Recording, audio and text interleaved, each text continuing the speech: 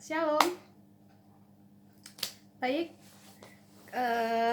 segala kemuliaan bagi nama Tuhan Yesus Kristus. Tuhan melindungi saya, melindungi saudara, mengurapi saya, mengurapi saudara. Damai sejahtera daripada Allah menyertai kita senantiasa dalam nama Tuhan Yesus. Amin. Hari ini saya mau berbagi seperti yang sebelumnya saya informasikan tentang baptis.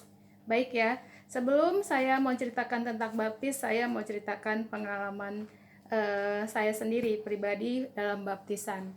Ya, pada waktu itu tuh karena sesuatu hal, jadi dari sekolah minggu kita dialihkan menjadi mungkin karena sedikit sekolah minggunya apa gimana lupa deh saya. Jadi kita tuh dari sekolah yang tadinya nyanyi-nyanyi masih mendidih di hati yang jadi harus langsung jadinya ke remaja gitu. Nah dalam proses baru masuk itu baptis dong, persiapan langsung wah mau baptis gitu. Nah ya udah begitu persiapan baptisan saya ya masih anak sekolah minggu berpikir ya mau baptis, dan lagi saya ada trauma dengan kalau dikecemplungkan ke air ya, karena waktu dulu waktu sekolah minggu saya pernah keisap sama pasir, keisap pasir eh, di pantai gitu, mau nolong orang, terus orang yang ketolong, saya yang keisap pasir, dan saya tertolong sama Tuhan.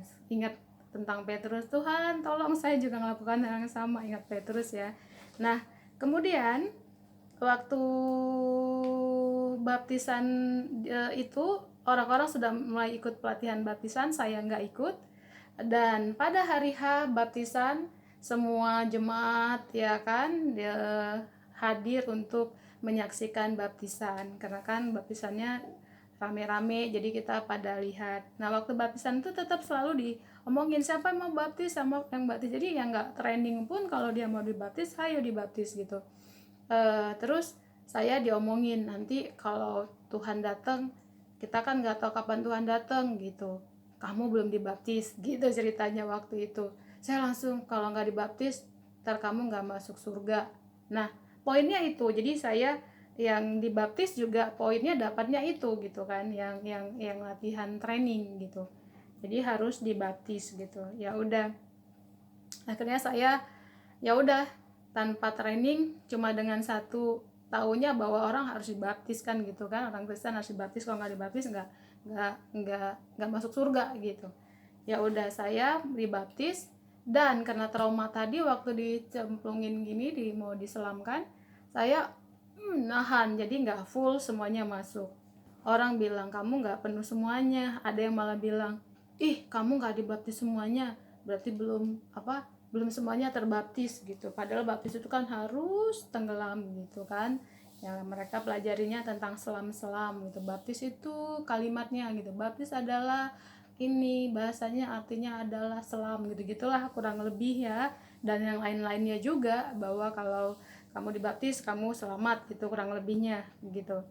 Nah terus dengan berjalannya waktu itu jadi keingetan saya, aduh baptisan saya nggak penuh karena pindah ke Jakarta pun selalu mereka bilang harus penuh. Jadi saya ingat dengan kalimat itu, saya nggak penuh semuanya terbaptis gitu. Ya udah, nah 9 tahun belakangan atau mungkin emang dari dulu setelah apa ya, saya berpikir tuh gimana sih nyampaikan firman Tuhan gitu. Tapi yang paling saya ingat ya yang terbaru-baru aja lah ya, 9 tahun ini saya selalu berpikir gimana sih mau menceritakan Yesus, kasih Yesus kepada orang. Saya nggak mau ajak orang pindah bukan tentang agama gitu, tapi tentang hanya ini loh Yesus kami itu baik gitu. Aku pengen mereka tahu tentang Yesus gitu. Kalau di kereta ngeliatin orang kan pergi pulang sama semuanya kan pada capek karena subuh itu begitu buka mata pikiran cuma langsung mandi ngejar kereta atau mandi ngejar ngejar bus gitu. Kalau naik kendaraan umum kan gitu ya, nanti kalau kelewatan dikit aja kayak kereta kan ada menitnya nih, kalau kita kelewatan bisa nunggu 15 menit lagi. Kalau daerah saya nih yang masih Maja ke Jakarta jadi masih berwaktu, kalau Jakarta mungkin ke arah Jakarta selalu ada per berapa menit gitu. Nah akhirnya pergi pulang masing-masing sibuk dengan handphone atau tidur gitu. Saya bilang kapan mau cerita Yesus, ya kenalin Yesus sama orang gitu kan, apa hidup ini kayak gini doang gitu. Sampai saya pernah berpikir, gimana sih, saya pernah tanya juga sama orang, gimana ya mau kenalkan Yesus, ntar Yesus yang ngasih tahu gitu. Jadi saya mikir nanya-nanya terus, nanti Yesus yang ngasih tahu, ya gimana cara memulainya gitu, mau ceritakan Yesus adalah yang mana gitu kan. Nah, akhirnya saya ingat sama Yohanes Pembaptis yang dia teriak-teriak di padang gurun, bertobatlah, berilah dirimu dibaptis gitu kan, sebab kerajaan Allah sudah dekat. Matius, Markus, Lukas nulisnya kayak gitu gitu. Jadi saya sampai berpikir, apa saya teriak-teriak aja, apa emang teriak-teriak kayak Yohanes Pembaptis ya gitu. Buktinya banyak tuh yang dibaptis sama dia juga gitu kan, dia teriak-teriak gitu. Nah berdasarkan pengetahuan yang sedikit gitu, jadi berpikirnya pun segitu gitu. Nah sampai dengan belajar lagi firman Tuhan secara pribadi, ya kan, melakukan hubungan intim dengan Tuhan, belajarnya itu bukan hanya sekedar satu pasal, jadi benar intens gitu. Jadi saya benar intens belajarnya itu, eh, sama sekali apa ya, mau mematikan keinginan-keinginan daging, tidak kumpul dengan orang-orang lagi gitu, tapi lebih banyak ke baca firman gitu. Nah belajar. Nah tentang baptisan gitu, kalau ada baptisan saya dapat, oh ya hampir sama semuanya sih, sama tentang bertobatlah, tapi segala sesuatu ada waktunya. Nah begitu saya balik lagi, sudah selesai baca kitab, balik lagi mulai lagi dari awal, begitu baca Yohanes, di situ saya baru tahu tentang apa namanya, baptisan gitu ya. Jadi Yohanes Pembaptis itu nggak sekucuk-kucuk, sekonyong-konyong yang teriak-teriak, berilah dirimu dibaptis, karena dia juga punya tujuan dan dia diutus untuk melakukan itu, dan dia sendiri ada kita baca nanti di kitab-kitab Injil yang lainnya, di para rasul ya, bukan di Injil aja, tapi di Kisah Rasul, Korintus, nanti di Roma ada kok di batas ini, bahwa dia sendiri sebenarnya menjelaskan juga tentang nubuatan Mesias yang ada tertulis di Yesaya. Makanya juga bukan hanya sekedar teriak-teriak berilah diri dibaptis gitu kan. Nah mereka kan belajar ada hukum Taurat, ada orang Farisi, mereka mempelajari kitab-kitab suci, jadi mereka beritahu. Cuma nah kita baca deh Yohanes Pembaptis ya. Saya bacanya itu kesaksian Yohanes, di Yohanes 1 dibacanya yang kesaksian Yohanes ayat 19 sampai ini nih, sampai ke Yohanes 1 ayat 19 sampai ke 34. Saudara baca di rumah. Tapi saat ini saya mau bacakan yang Yohanes 1 ayat 24 sampai 34 aja nanti supaya waktunya ya. Saya mulai dari 24. Dan di antara orang-orang yang diutus itu ada beberapa orang Farisi. Orang diutus ini adalah orang diutus untuk bertanya kepada Yohanes. Nih dia. Mereka bertanya kepadanya, kepada Yohanes Pembaptis, katanya, mengapakah engkau membaptis? Ini sama pertanyaan aku. Kenapa dia itu membaptis, teriak-teriak di padang gurun ya kan? Membaptis, jikalau engkau bukan Mesias, bukan Elia, dan bukan Nabi yang akan datang. Yohanes menjawab mereka, katanya, aku membaptis dengan air. Tetapi di tengah-tengah kamu berdiri dia yang tidak kamu kenal, yaitu dia yang datang kemudian daripadaku, membuka tali kasutnya pun aku tidak layak. Hal itu terjadi di Betania yang di seberang sungai Yordan, di mana Yohanes membaptis. Yohanes kan suka membaptis di situ, jadi pembicaraan itu pun terjadi di tempat itu. Lanjut ayat 29-nya.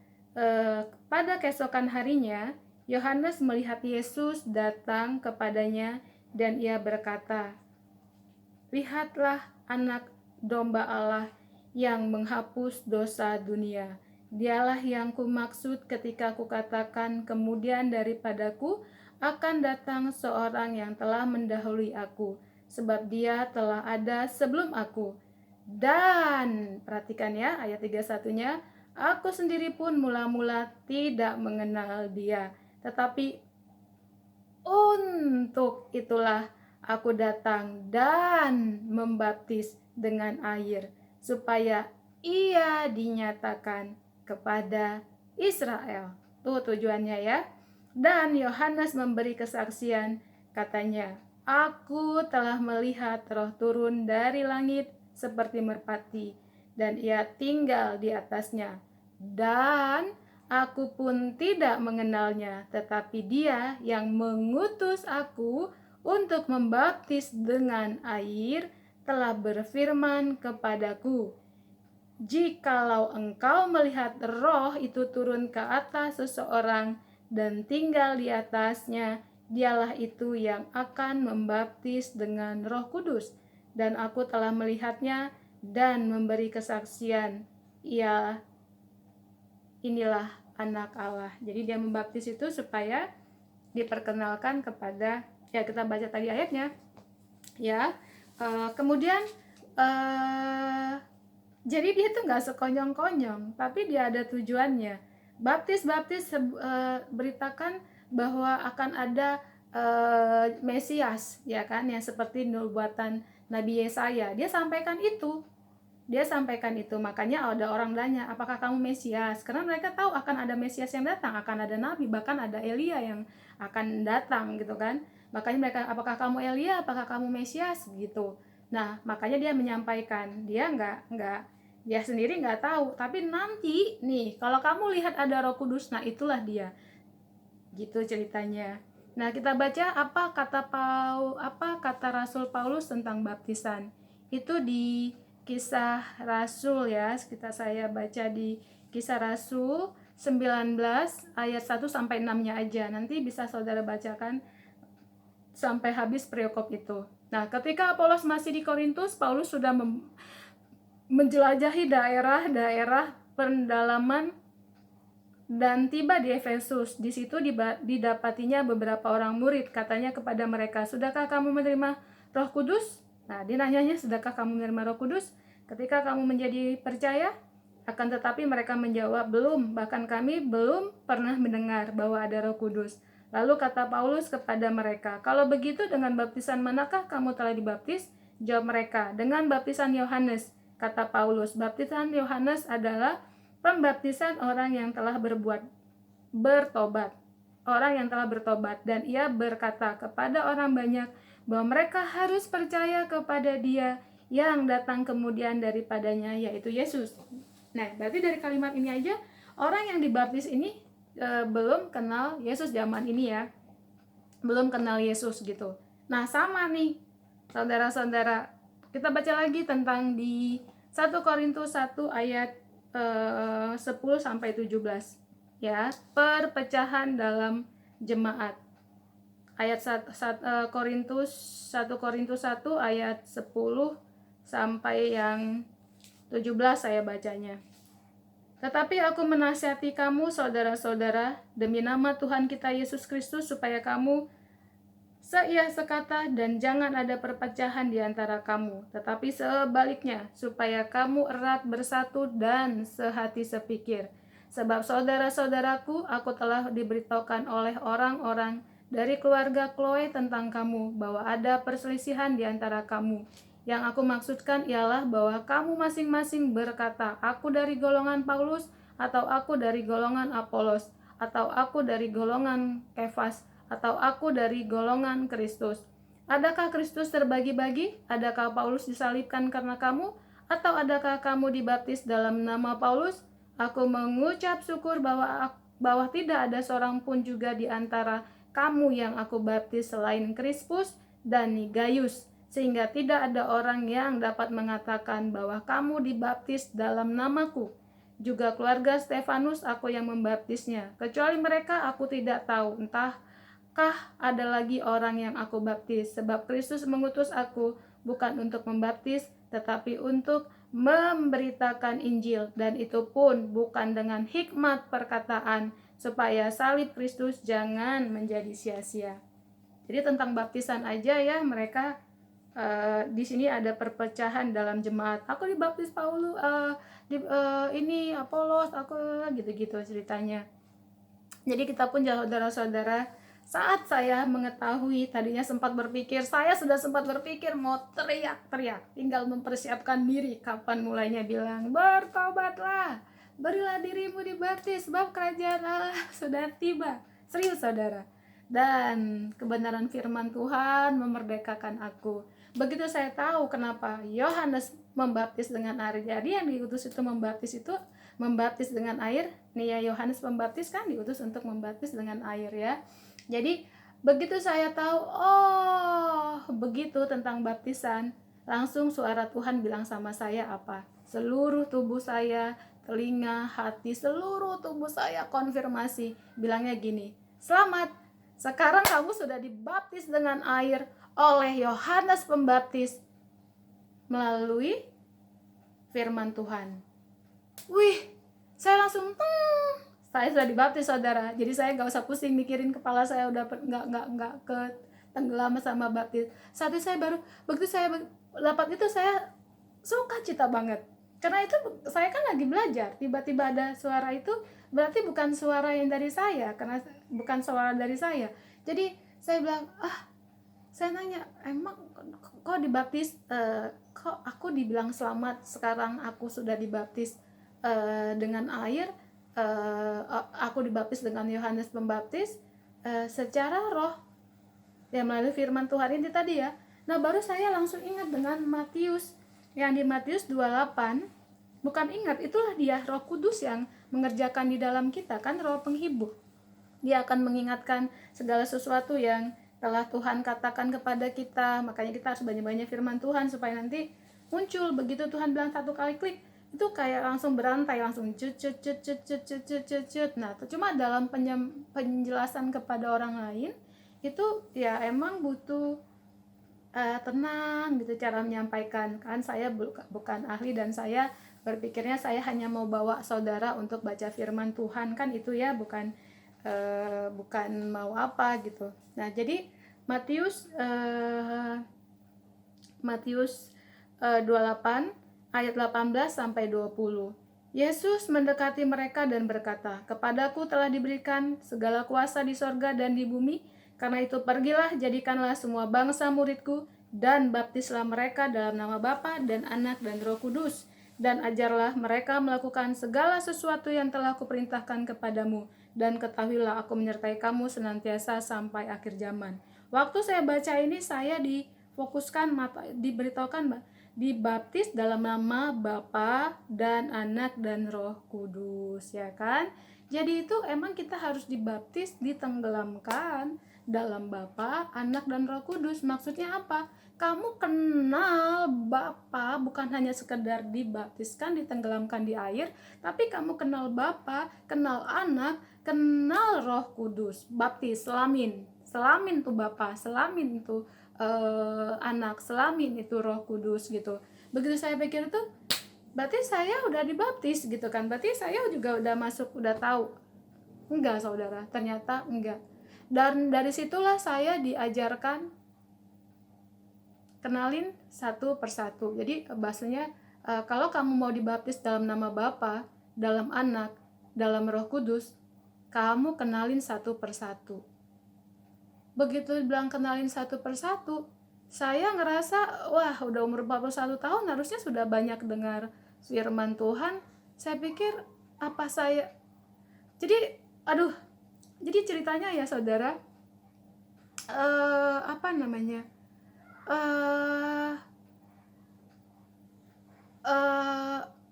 kayaknya jadi timbul, bukan saya nggak percaya firman Tuhan yang barusan saya dapat, tapi kayak ada konflik yang ngerasa, jadi kayak membuat file-file yang lama itu ngerasanya membuat saya tambah pusing aja gitu. Kenapa? Begitu saya dapat yang baru, saya harus pelajarin kenapa yang lama itu gitu loh. Kenapa yang baru ini? Kenapa yang lama ini? Jadi kerjaannya lebih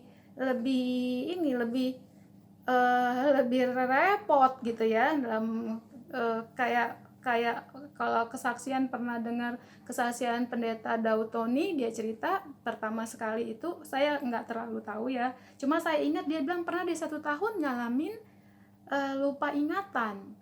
Jadi dikosongkan dulu, setelah itu baru dia, mungkin kalau Alkitab kalau nggak salah gitu dia ceritanya. Jadi 1 tahun dia itu pernah ngalamin kosong. Saya sampai pernah berpikir bagus ngalamin kosong itu untuk dapat yang baru, daripada ada yang lama ada yang baru, membuat kita itu tambah jadi takut kalau nanti kita, ada aku salah nggak ya gitu loh.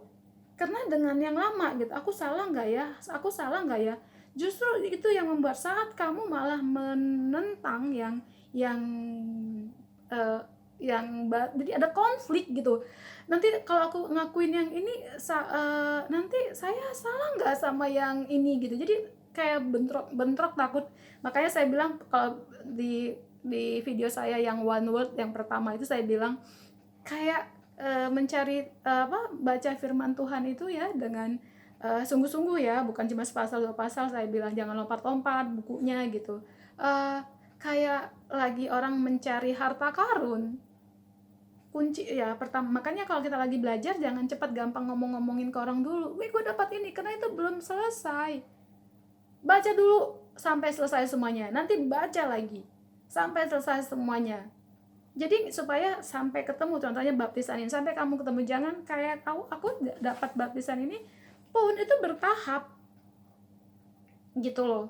Jadi nanti ketemu ayat ini, nanti tambah lagi ya kan, tambah naik gitu sampai jadi ketemulah tentang di Yohanes 1 ini gitu kan. Jadi apa ya namanya ya, saudara-saudara, saya bilangkan tentang baptisan. Jadi buat kita gitu, apalagi hamba Tuhan yang sekolah Alkitab ya, ini saya berbagi. Anda sekolah Alkitab kan, belajar gitu kan, saya nggak mau mengguruin saudara, tapi saya cuma mau sharing saja gitu. Ada nih gara-gara oh ya yang benar itu baptis, jangan ribut sama baptisan kayak tadi tuh yang di Yohanes tentang apa itu yang di 1 Korintus 1 ayat 10 sampai 17, perpecahan dalam jemaat, ribut gara-gara aku aliran Paulus, aku aliran Apolos, aku aliran Kefas ya kan, baptisan ini baptisan itu. Makanya Paulus bilang syukur gua nggak ada baptis orang-orang di sini kecuali kecuali siapa tadi disebut, Gaius salah satunya disebutnya kan, keluarga Stefanus dan keluarganya gitu. Nah jadi kalau kamu ternyata tadinya baptis percik gitu, terus kamu mau pelayanan di gereja yang baptisnya di tenggelamin gitu, nggak usah ngerasa inilah gitu, nggak usah ribut lah sama baptisan ini gitu. Intinya kan yang nomor satu, kamu tahu tentang Bapa, tahu tentang Anak, tentang Roh Kudus gitu loh. Pelajarin sendiri. Nah waktu saya disuruhkan belajar itu, saya baru pelajarin satu persatu. Saya pelajari, saya ketik Allah itu apa di dalam firman Tuhan ya, Bapa itu apa di dalam firman Tuhan, Roh Kudus itu apa dalam firman Tuhan.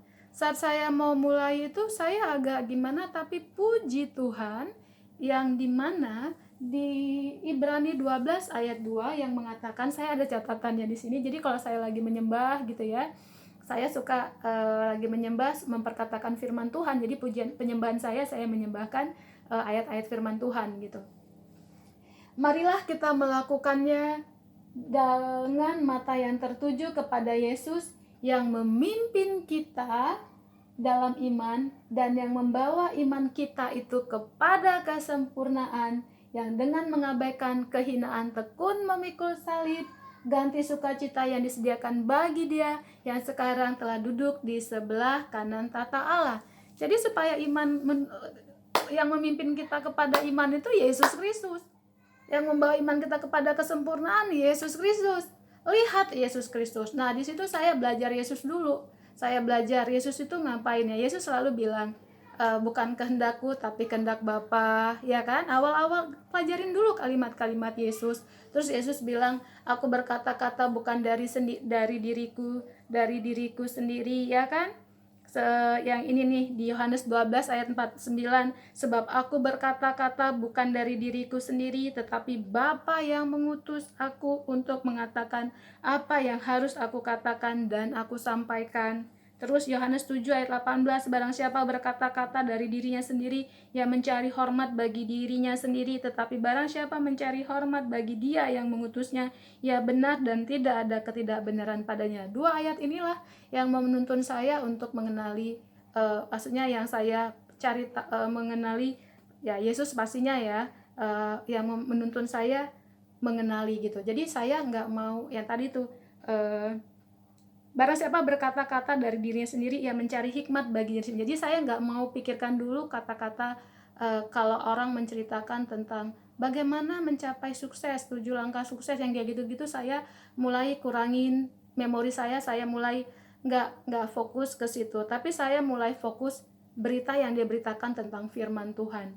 Berita yang tentang firman Tuhan saja, tentang Injil aja, Yesus, Yesus, Yesus, Yesus. Nah, kalau kita baca juga para rasul yang di perjanjian baru, mereka semua itu menceritakan tentang Yesus, tentang Injil, tentang Yesus, tentang Injil, tentang Yesus, tentang Injil, tentang Yesus, tentang Injil, ya kan?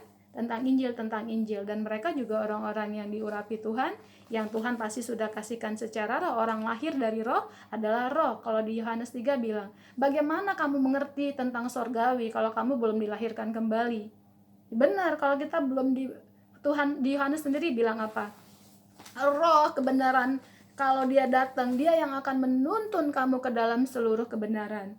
Karena kalau dia nggak ada, gitu katanya ya, sebenarnya masih kata Yesus, aku banyak mau mengatakan kepada kamu, tapi kamu belum sanggup belum bisa menerimanya saat ini. Pas Yesus masih di bumi, waktu itu Yesus menjadi manusia, Allah menjadi, firman menjadi manusia kan gitu kan. Jadi tapi nanti kalau roh, kebenaran itu datang, Roh Kudus, roh kebenaran itu datang, Dia yang akan memimpin kamu ke dalam seluruh kebenaran, karena emang daging sama sekali nggak berguna. Roh lah yang memberi hidup, daging sama sekali tidak berguna. Perkataan-perkataan yang kukatakan kepadamu, kata Tuhan Yesus, itulah yang memberi hidup. Itu perkataan-perkataan kepadamu ada roh dan hidup, ya kan? Makanya kita perlu sekali belajar baca sendiri. Jadi kita baptisan tadi tentang itu. Yang disuruhnya apa? Kalau yang di katanya tugas agung ya kan, yang ada baptis lah. Nah, kalau nggak sekolah Alkitab atau dia belum ini, dia nggak bisa baptis. Jadi dia nggak perlu dong, nggak ada beban dia untuk tanggung jawab untuk menginjilin orang dong. Jemaat aman dong, nggak perlu nginjilin orang dong, kan nggak bisa baptis kan gitu ceritanya. Baptis kan kalau di gereja kan harus dia yang punya ini ya, kalau nggak salah ya harus pendeta atau pokoknya yang sudah terlatih, sudah ngikutin apa-apa gitu. Nggak apa-apa gitu, saya sih nggak masalahin kayak gitu. Tapi kita nih gitu, jadi apakah kita jadi aman? Nah, jadi setiap pagi hanya cuma pergi kerja, pulang ini. Enggak loh, kamu sendiri loh juga dapat tugas ini loh, yang di Matius 28 ayat 18-20, ya kan? Apa katanya? Karena itu pergilah, jadikanlah semua bangsa muridku. Dia bilang bukan, saya nggak mau bilangin ke gereja, ini saya cuma bacakan ayat. Dia bilang kan, jadikan muridku, bukan kan jadi jemaatku. Kalau jadi murid Yesus gimana? Lihat aja murid Yesus sendiri. Murid Yesus itu memberitakan Injil loh, ya kan? Menjadikan muridku gitu, bukan hanya sekedar dengar firman Tuhan. Di Injil, di kitab ini banyak kan orang yang disembuhkan segala macam, tapi kan nggak disebutkan murid ya kan. Hai kawanan kecil yang gitu tuh kan, kawanan kecil yang mau ada ya kayak gitu. Jadi pergilah, jadikan muridku, ya kan? Baptislah mereka. Jadi dalam nama Bapa dan Anak dan Roh Kudus. Jadi bekali gitu, penuhi mereka dengan pengetahuan Bapa, Anak dan Roh Kudus. Nanti kalau kamu pelajarin Allah gitu ya. Begitu saya tulisin, saya punya catatannya. Makanya saya firman Allah itu iman. Di situlah saya ketemu tentang firman. Jadi lebih dekat sama Tuhan itu gitu. Jadi nggak ngerasa kalau sesuatu hal yang apa ya, contohnya nggak selalu merasa terintimidasi, wah karena buat salah, karena buat ini, enggak. Karena saat kamu udah tahu Bapak itu gimana, hatinya gimana, Tuhan itu sendiri gimana, Tuhan itu dia berkata-kata bukan dari dirinya sendiri, ya kan? Dia sampai nggak mengeluarkan kalimat pas dia waktu di nggak mengeluarkan suara di jalan-jalan katanya. Nah, terus di sini dia bilangnya lagi, barang siapa berkata-kata dari dirinya sendiri. Jadi mulailah kita nggak usah berkata-kata dari hikmat kita sendiri gitu.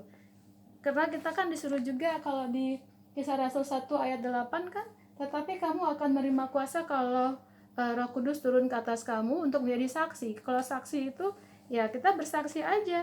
Nah, kayak orang Rasul Paulus gitu. Saya nih ceritanya, kalaupun saya pengalaman tentang yang tadi saya sempat berpikir saya mau teriak-teriak apa ya di komplek.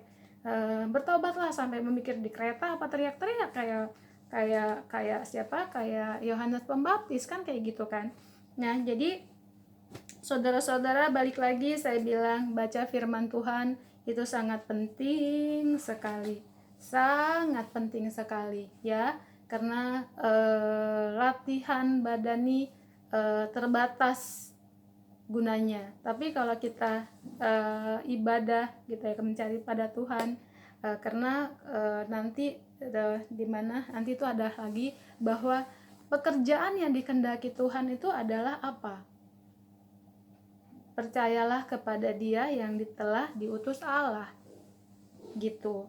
Nanti apakah kita semuanya harus jadi penginjil segala macam? Tuhan itu kaya. Nanti semua mau jadi pengusaha akan ketemu ayat pengusaha, ya kan? Kamu mau jadi penginjil, kamu akan ketemu penginjil. Banyak kok, banyak. Gak usah takut baca firman Tuhan. Jadi cuma ya saudara-saudara, baca firman saya beritahukan dulu untuk awal-awal. Walaupun kita baca firman, mungkin ada orang berpikir ini pengalaman saya ya, saya bersaksi pengalaman saya. Nanti kalau awal-awal Anda baca dari awal gitu, itu akan ada konflik yang membuat Anda kayak mau menyerah gitu. Saya bilang jangan menyerah. Justru saat Anda menyerah itu membawa Anda ke depannya itu juga jadi orang yang kayak orang kawat yang kusut gitu ya. Pertama sekali Anda baca, balik saat nanti Anda sudah mulai kayak gimana, dengar berdoa atau bacakan firman Tuhan. Saya suka bacakan tuh kalau lagi kayak gitu tuh Mazmur 91, supaya Tuhan menolong aku, menunjukkan keselamatannya kepadaku. Terus Tuhan adalah gembala, supaya Dia mengembalakan aku, ya kan? Doa berikan aku pada hari ini makanan firman Tuhan gitu. Jadi doanya kayak gitu. Jadi nanti mungkin saya dengerin lagunya itu saya nggak mau cari lagu-lagu yang saya seneng lagu zaman ini ya, lagu apa ya, lagu